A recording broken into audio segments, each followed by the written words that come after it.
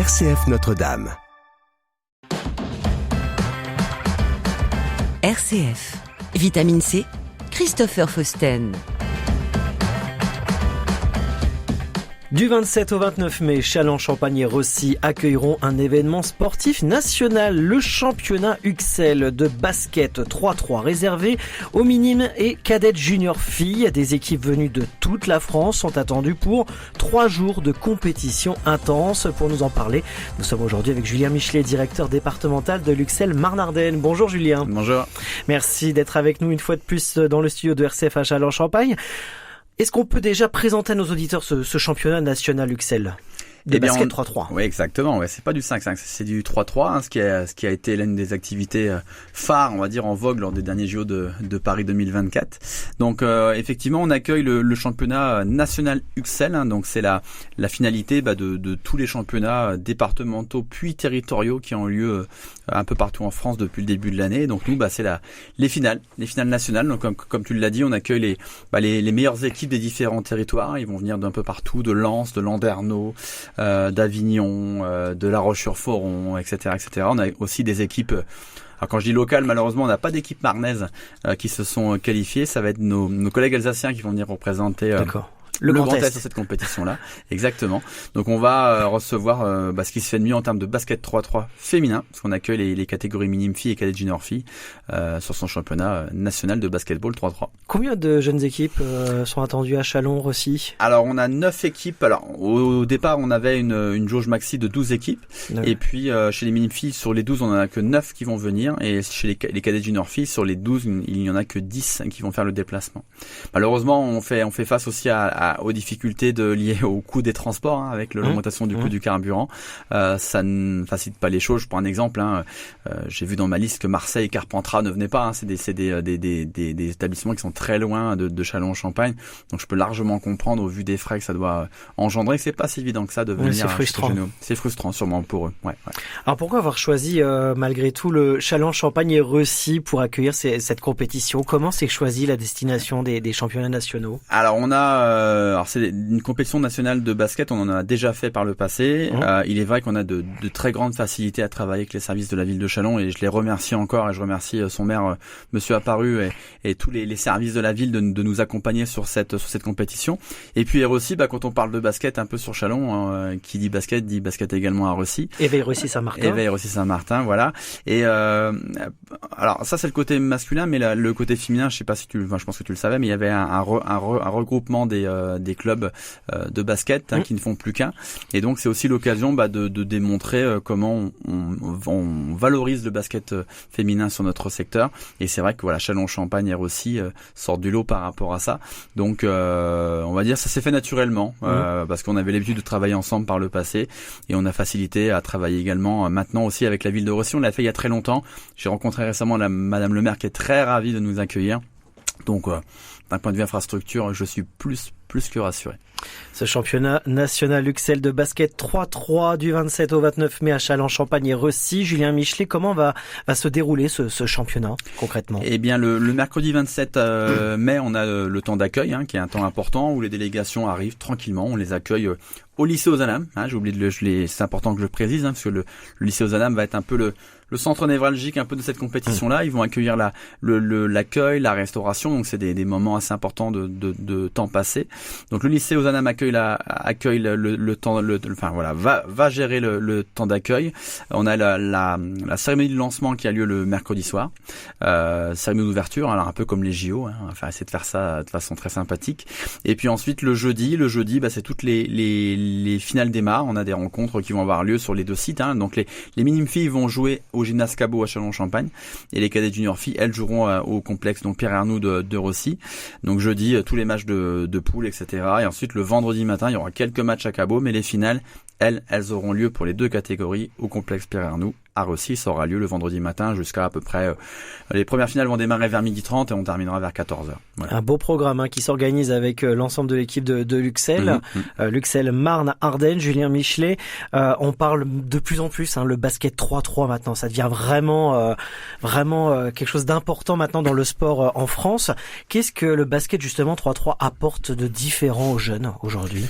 Il y a un côté fun et même où les règles sont un peu plus simples. Moi quand je le vois aussi dans les inscriptions et dans nos compétitions départementales et territoriales qu'on organise, le basket 5-5, il y a de moins en moins d'équipes qui se montent. Alors déjà 3-3, c'est plus simple de faire une équipe. On est quelques copains, quelques copines, on fait une équipe de basket 3-3. Les matchs sont plus courts. C'est plus rapide, c'est plus fluide. C'est plus fluide. Donc je pense que ça plaît énormément aux jeunes. C'est plus spectaculaire. On l'a vu au JO. Les matchs de 3-3 sont toujours très spectaculaires. On n'a pas le temps on peut pas jouer la montre en quelque sorte. Donc c'est hyper rapide, très dynamique. Donc ça plaît aux jeunes. Donc automatiquement ça nous fera des belles rencontres et des belles finales. Qu'est-ce que l'événement représente pour vous, Julien, comme pour l'Uxel Marne-Ardenne et pour le territoire marnais? En fait, je l'ai répété à plusieurs reprises à mes collègues, mais ces championnats nationaux sont pour nous une vitrine. On organise des compétitions, des animations, mais on est aussi très heureux d'accueillir nos collègues des autres départements. C'est aussi de démontrer notre savoir-faire en termes d'accueil de championnats, de compétitions d'un niveau national. Mais moi, ce que je vois également, c'est l'occasion pour tous les collègues et puis toute l'équipe. J'en parle souvent ici dans ce studio. L'équipe de l'Uxel Marne-Ardenne, les bénévoles, les enseignants de PS, les retraités, enfin toutes les personnes qui nous filent un coup de main. Pendant 3 jours, on est une petite famille, on est réunis. Vous êtes combien d'ailleurs? On est une bonne vingtaine. À travailler on peut les saluer aujourd'hui. On peut les saluer, je les remercie, ils le savent très bien que sans eux je ne pourrais pas faire. Je prépare tout en amont, mais le jour J j'ai besoin d'eux. Donc c'est aussi ça, moi ce qui me plaît et c'est ce qui me rendra très nostalgique, je pense, le vendredi soir, c'est de quitter toute cette petite troupe à qui on va vivre des super moments pendant 3 jours, des bonnes rigolades, je suppose, des moments souvent un peu plus compliqués qu'il faut qu'on gère un peu dans l'urgence, mais c'est ça qui fait notre force. Et voilà, j'ai autour de moi une super équipe et je suis ravi à l'avance de pouvoir passer tout ce temps-là avec eux. Un rendez-vous très attendu par les jeunes, par le grand public aussi. L'accès sera libre pour le grand public, pour les Chalonnais, pour les Marnais. Ouais, tout à fait. Ils peuvent venir. On pourra les accueillir au complexe donc Pierre Arnaud pour les cadets juniors filles et puis également à Cabot. Les tribunes sont accessibles gratuitement. Voilà, donc ceux qui veulent nous rendre visite sont les bienvenus. Il y a un super niveau. Je vous dis, c'est ce qui se fait de mieux au niveau sport scolaire en catégorie minime filles. Donc minime filles, c'est les collégiennes, 3e, 4e, et puis les cadets juniors filles, c'est seconde, première et terminale. Donc voilà, ça va nous amener un super niveau, des belles finales. Il y a besoin de réserver pour y accéder ou non, l'entrée pas du libre? Tout, vous pouvez venir. On aura nos collègues qui sont là pour vous accueillir. Après, la difficulté, c'est qu'on est sur temps scolaire, tout le monde travaille. Donc d'ailleurs, les écoles du secteur vont être conviées. Les petites maternelles de CP, CE1, CE2, même un peu les collèges qui voudront venir seront les bienvenus pour voir les rencontres. Donc c'est toujours un peu compliqué. Je sais que par le passé, on avait quelques visiteurs qui venaient le soir. On voyait bien qu'après 17h, tout le monde sort du bureau et pour les passionnés de basket, qui sont au courant par le biais de leur club, ils viennent voir un peu ce qui se passe la journée. C'est beaucoup plus compliqué. Julien Michelet, on a la dernière ligne droite. On est vraiment à quelques jours de l'événement. Ça va, tout se prépare bien. On sait que un événement comme ça, c'est toujours compliqué. Il y a toujours des petits détails à régler au dernier moment. Tout se passe bien pour l'instant? Oui, tout. Je le disais tout à l'heure. Moi, ce qui était super important, c'est qu'on a, d'un point de vue infrastructure, j'ai un super soutien. Oui. Je dis de la ville de Châlons et de la ville de Recy. Le lycée aux Alam nous soutient à 3000%. Merci encore une fois à M. Persan et toute son équipe de ce soutien indéfectible depuis tant d'années. Même avant M. Persan, tous les établissements qui étaient là nous ont toujours soutenus. Et puis également tous les autres établissements qui nous mettent à dispo les enseignants de PS. Donc non, c'est vraiment... Alors je te cache pas que je dormirai mieux vendredi soir. ma nuit sera bonne, je suppose. Voilà. Mais je sais que ça va bien se passer. Tout est en ordre. On a les personnes qu'il nous faut, les infrastructures qu'il nous faut et ça va vraiment bien se passer. J'ai hâte. Julien Michelet, il nous reste encore un petit peu de temps pour rappeler que l'Uxel, ce n'est pas uniquement l'événement national du 27 au 29 mai à Châlons et Recy, c'est aussi d'autres rendez-vous, d'autres manifestations sportives tout au long de cette année scolaire et ça va se poursuivre encore pendant ces prochaines semaines, notamment l'aventure Trotti qui a déjà démarré depuis peu. Oui, on a démarré à la rentrée des vacances de Pâques, donc ça s'enchaîne. Alors ça s'enchaîne de façon un peu moins fluide que les années précédentes, comme je viens de l'expliquer, on a le championnat de France en plein milieu, donc on a une coupure assez importante pour pouvoir organiser le championnat de France, mais on reprend dans la foulée. Donc ouais, ça marche bien. Nos enfants, les petites sections, moyennes sections, sont bien occupés. Là, j'étais ce matin dans une école à l'école Prix Sainte-Thérèse où j'avais pas loin de 100 petits maternels qui ont fait de la trottinette, des jeux, avec le soutien des parents. Je le répète, à chaque fois je le dis et ils le savent. C'est un peu comme les collègues de PS pour le championnat de France. Sans les parents qui accompagnent les enfants et qui encadrent les activités, on ne pourrait pas faire grand chose. Donc merci à eux et au réseau des parents d'élèves de nous soutenir dans ces beaux projets que l'on anime. L'aventure de Trotti, en attendant, tous à vélo, qui arrive à grands pas. Oui, la journée d'aujourd'hui, ce matin, j'étais avec Trotti, cet après-midi avec les vélos, avec les CM1, CM2 de cette même école de Prix Sainte-Thérèse. Donc effectivement, les sorties à vélo vont arriver. Alors ça va être, j'en ai encore une là vendredi sur Vouziers qui termine le cycle du bloc 1, bloc 2, et donc là le bloc 3 que l'on fait dans le cadre du programme national du savoir rouler à vélo.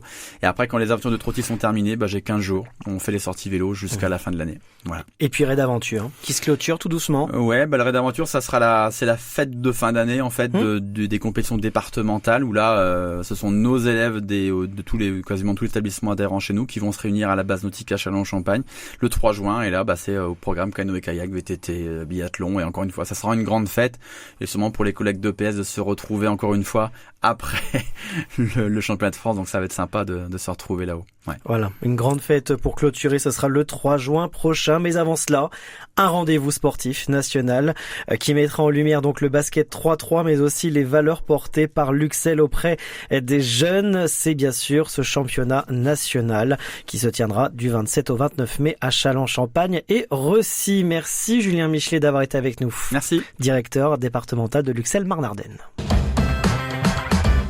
La vie chrétienne dans les paroisses et les mouvements, c'est Vitamine C sur RCF. Ce samedi 16 mai, en fin d'après-midi, la commune de Blême, dans l'espace missionnaire du Perthois, a rendu hommage au bienheureux Henri Euzenat. Originaire du village, l'église Notre-Dame de l'Assomption était bien remplie pour accueillir habitants, élus et responsables religieux venus marquer la béatification célébrée le 13 décembre dernier à Notre-Dame de Paris. Henri Euzenat, proclamé bienheureux par le pape Léon XIV le 20 juin 2025 avec 49 autres catholiques français, a été au centre de cette journée. La cérémonie a commencé au cimetière avec le dévoilement d'une stèle à l'initiative de la commune. Puis dans l'église, Jean-Christophe Sauvage, historien, a raconté la vie d'Henri Euzenat et de son frère jumeau Georges jusqu'au choix de vie et au sacrifice d'Henri. Une messe d'action de grâce a ensuite été célébrée par Monseigneur Franck Javary, évêque de Châlons, avec les prêtres de l'espace missionnaire du Perthois. Et à la fin de la célébration, l'évêque a dévoilé et béni une plaque près du baptistère. Elle rappelle que le bienheureux Henri Euzenat a été baptisé ici le 9 septembre 1920, Monseigneur Franck Javary. En l'honneur de la béatification d'Henri Euzenat, qui est né à Blême, qui a grandi à Blême, qui a été baptisé à Blême, qui a vécu sa première communion à Blême, qui a été à l'école municipale de Blême, donc l'enfant du pays. Il fait partie des 50 martyrs de l'apostolat, qui ont donné leur vie par amour de Dieu et de leurs frères pendant la Seconde Guerre mondiale, dans l'Allemagne nazie, où ils ont été persécutés, condamnés au camp. Et donc Henri Euzenat est mort au camp de Mauthausen en avril 1945. Persécuté à cause de la foi et par amour de Dieu. Aujourd'hui, qu'est-ce qui va rester de votre passage ? D'abord, une belle mobilisation de la commune et de l'intérêt des habitants, qu'ils soient chrétiens ou non, ça c'était très sensible. Donc félicitations à monsieur le maire et son équipe. Alors, ce qui reste aussi, c'est du visible. Voilà, une belle stèle extérieure à l'entrée de l'église, dans le cimetière qui commémore Henri Euzenat, c'est très beau, très visible. Et puis à l'intérieur de l'église, après la messe, nous avons dévoilé aussi une plaque qui commémore le baptême, tout petit, bébé, d'Henri Euzenat à Blême, parce que la sainteté, ça commence par le baptême. Mais rappelons aussi que sur le diocèse de Châlons, nous avons 2 autres bienheureux nés sur le diocèse de Châlons, l'abbé Maurice Rondeau et Camille Millet. Donc ça fait 3 au total, il y a déjà à s'en inspirer. Des propos recueillis par Gérald Gaillet pour RCF. Le père Gaspard Commisère, curé de la paroisse Saint-Jean-Bosco au Seuil du Perthois, espère maintenant que l'église restera ouverte pour permettre aux pèlerins de venir prier devant cette plaque. Vitamine C, RCF.